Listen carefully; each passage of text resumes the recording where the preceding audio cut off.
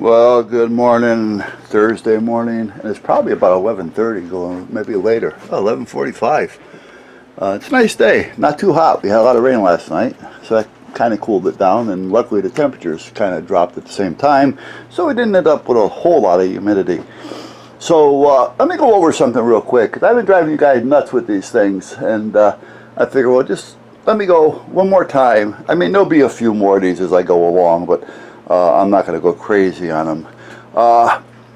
Why am I doing all this? Well, some time ago I seen a video on Ken's channel, and tricks and tips, something like that. I don't remember, to be honest with you, the name of his channel. And he made a small table lamp out of a tree stem, a small stem. And I liked it. And I said, well, that would be a nice idea. Maybe I'm going to make one of those. But I also seen a video where a guy took some wood, I believe it was a 4x4, and he cut it in multiple layers and such, and hollowed out parts of it, and then he put a colored epoxy in it, and then he put it down on a lathe, and he designed a bowl or something. I forgot exactly what it was, a vase. I say that's a cool idea too, but I haven't got a lathe, so and nor I really, as much as I want to pick one up, I'd have to make room for it. However, I said, you know, if I can find the right limb with the right character to it, with the aging and the natural splitting and holes and everything in it, it'd be nice to maybe color the epoxy and put it in it. So I took this piece. Now this is just here to hold it up for now because I shellacked it. Well, I didn't shellac it. I actually put an epoxy on it. However, okay, hold on. Never fails.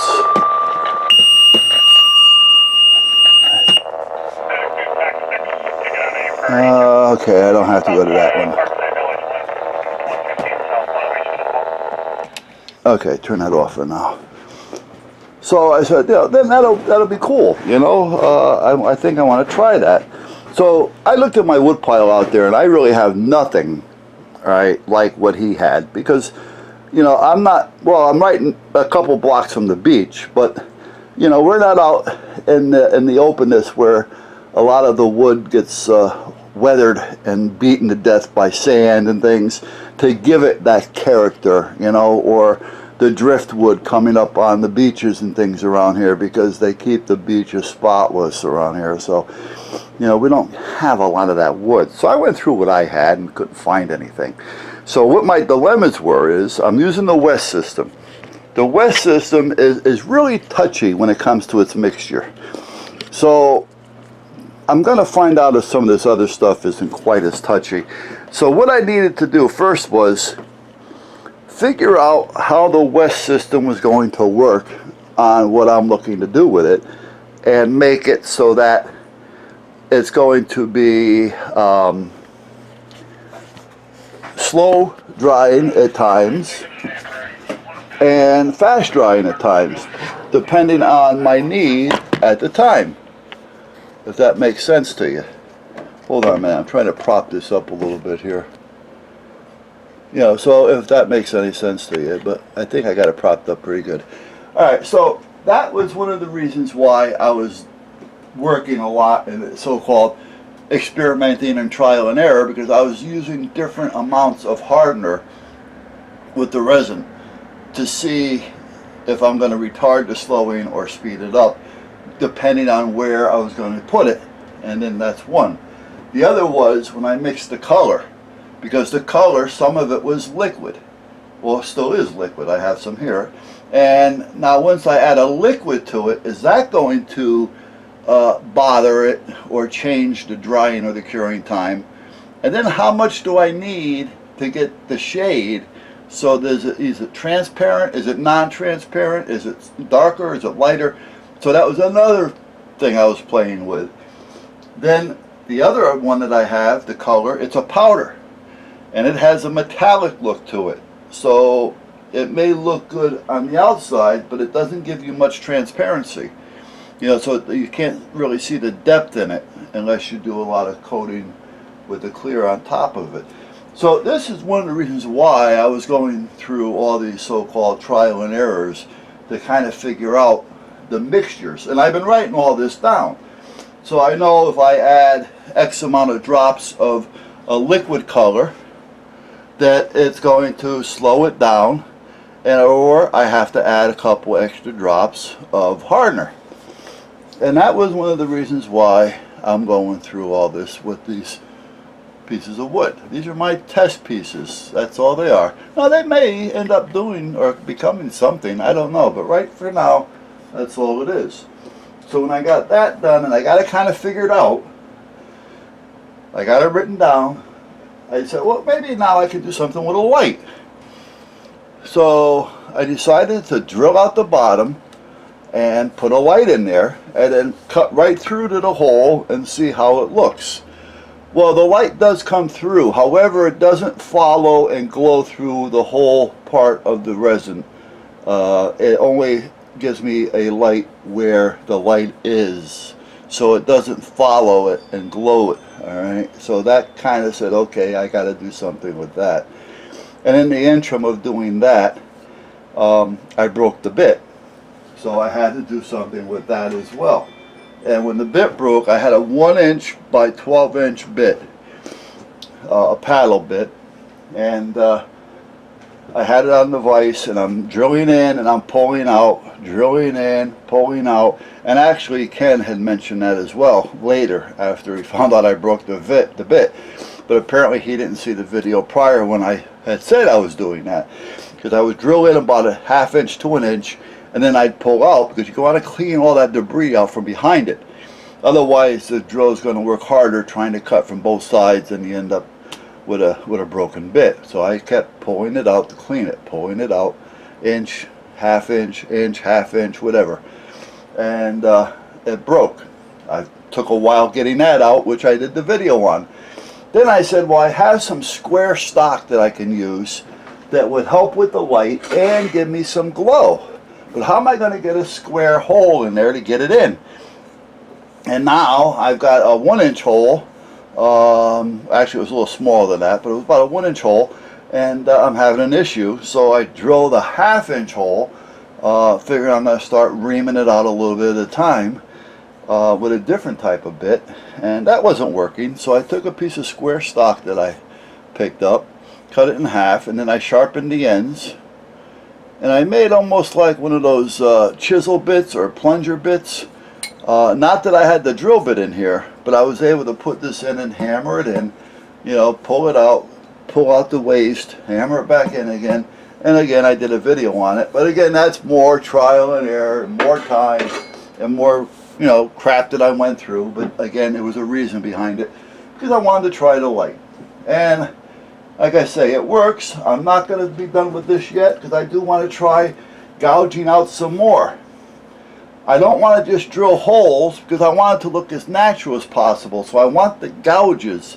You know, a nice deep crack would be nice, and then I can drill it out and then fill the crack, you know, and then the light would come through. But again, we don't have that weathered, you know, wood hanging around.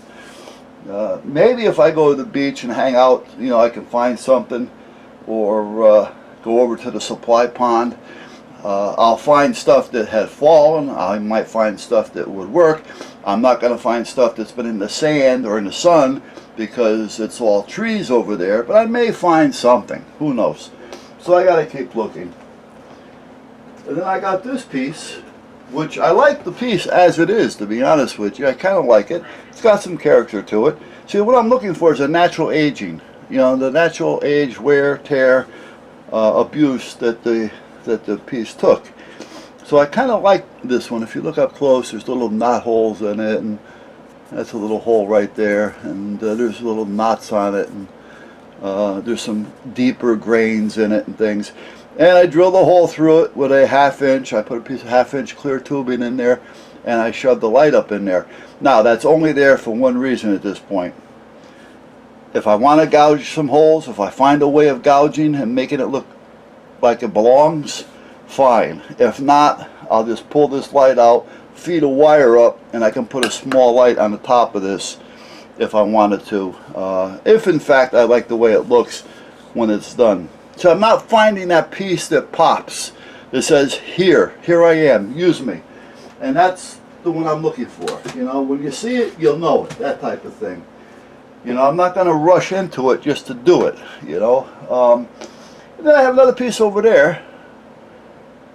Yeah, right there, which also has some character to it, and nice color, nice texture. So that's another piece that I'll probably do something with.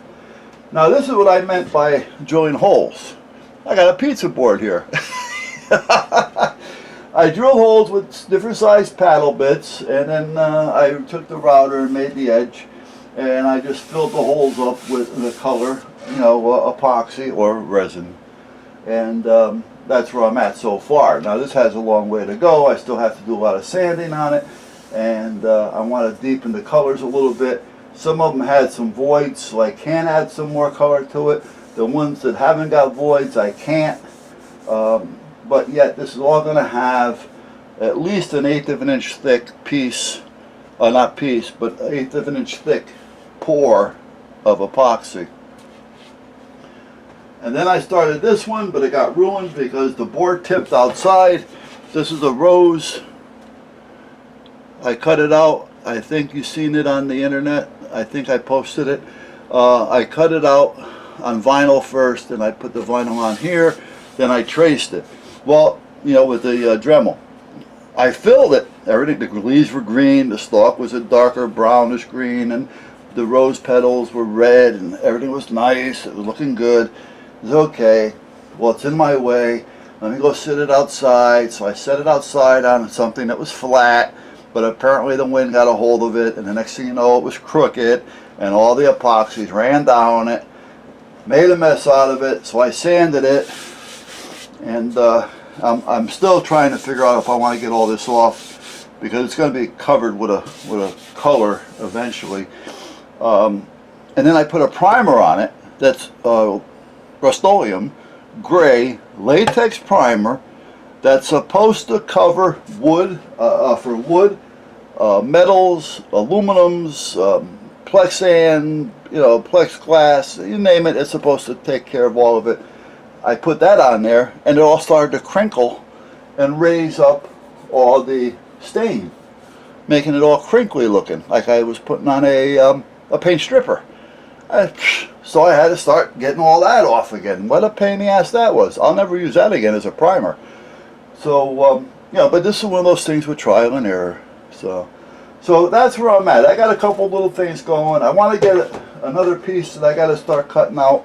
And then at that point, I'm just going to play with this stuff until I find the right piece of limb that I want to use to do a small lamp. Because I have a small place in the house that we're saying, gee, if we put a lamp there, let's go look for a lamp. Oh, wait a minute, let's not look. Eventually we'll have one. You know, we've been without one in that corner for 2 years, 3 years. What's another couple months? So we're going to wait, and whatever I decide to put together will end up going in that corner. Once that piece jumps out and says, I'm the one you want. You know, you know when you see it, you know. So that's the reason for me doing all this trial and error, or testing on the epoxies, the mixing, the colors, the mixing, you know, the difference in how it's pouring, how thick it is, how far it's going to spread before it starts to really cure up a little bit. You know, is it going to soak into the wood? Because there's a couple places here where it's just soaked in, even though it had color. You know, and then by the time you're done, you don't see the color because it just soaked into the wood. So there was a lot of little trial and error crap, and that's one of the reasons why I was kind of doing what I was doing, and still doing what I'm doing. So that's the story and the whole background behind all of me playing around with this stuff. More or less to learn this system as well. Now I'm going to call up that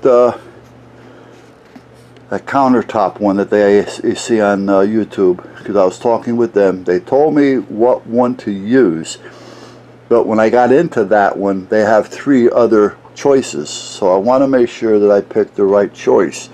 because I want it so that I can play with the hardener a little bit and not be so restricted. And so I'm going to call them today and find out more about that. Alright, and then I can stop using the West system, because again, that's touchy. That's touchy. They really want you to use it the way they tell you to use it, right down to, you know, if you're weighing it on a scale, right down to the ounce or half ounce or whatever you want to call it, milliliters, millimeters, whatever. I mean, one drop and you can be off. That's why I had to play with it a lot, because of the system itself. Alright, catch you guys later.